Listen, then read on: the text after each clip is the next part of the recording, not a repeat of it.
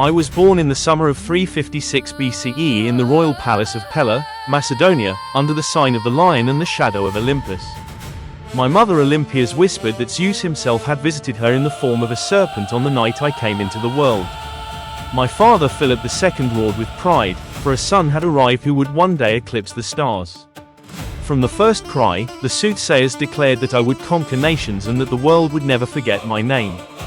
Yet even in that moment of triumph, the seeds of destiny and danger were planted, my mother's fierce ambition, my father's restless wars, and the fire in my blood that would never be quenched. As a child I ran through the hills of Macedonia, learning the ways of horses, spears, and kings.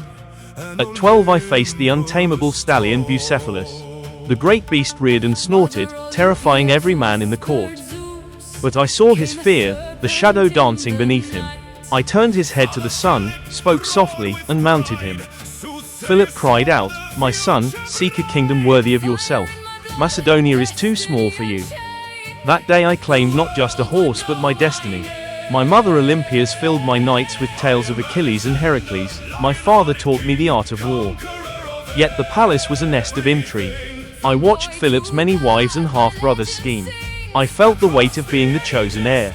Aristotle arrived when I was 13. Under his guidance in the groves of Mieza, I devoured Homer, philosophy, science, and the dream of a united Hellenic world. My closest companion Hephaestion stood beside me, our souls intertwined like Achilles and Patroclus. Those golden childhood days shaped the conqueror I would become, curious, fearless, and hungry for glory. Youth brought storms. At 16 I governed Macedonia while Philip campaigned. I crushed the Mede revolt and commanded the left wing at Cheronea, shattering the sacred band of Thebes. Victory tasted sweet, but tension with my father grew.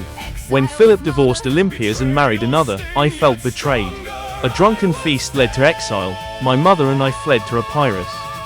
Reconciliation came, but the shadow of doubt lingered. I learned that even kings must navigate betrayal. These turbulent years forged my resilience and taught me that power is fragile, easily lost if not seized boldly. At 20, my father was assassinated. I ascended the throne amid chaos.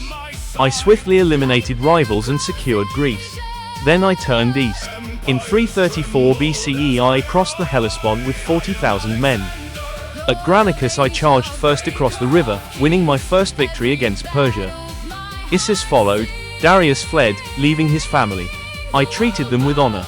Tyre fell after a brutal siege, Gaza too.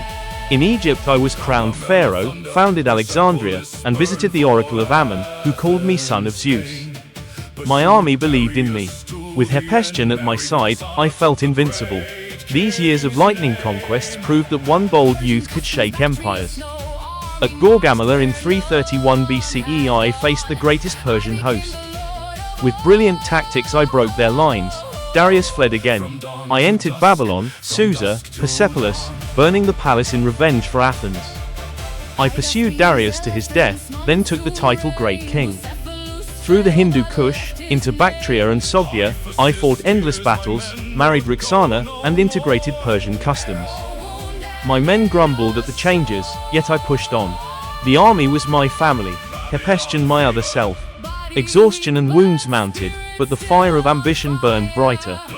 I had become Lord of Asia. India tested my limits. At Hydaspes I defeated King Porus despite monsoon rains and war elephants. Bucephalus carried me through the fray but later died. I founded a city in his name. My troops, weary after years of marching, refused to go further at the Hyphasis River. For the first time I wept openly.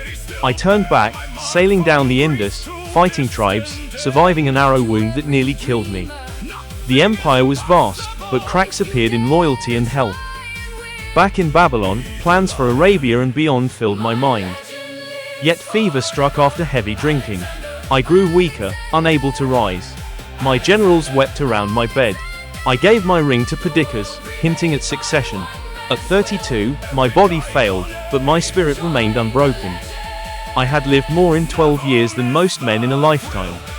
On June 10 or 11, 323 BCE, I died in Babylon. No tomb could contain me. My empire fractured among the Diadochi, yet Hellenism spread from Greece to India. Cities bearing my name still stand. I proved that courage, vision, and will can reshape the world. To every dreamer who hears my story, there is nothing impossible to him who will try. Conquer your own kingdoms, the world awaits. I am not afraid of an army of lions led by a sheep. I am afraid of an army of sheep led by a lion. Be the lion. My legend lives forever. Empire fractured, yet Hellenism spread like eternal flames. Cities still bear my mark, from Greece to distant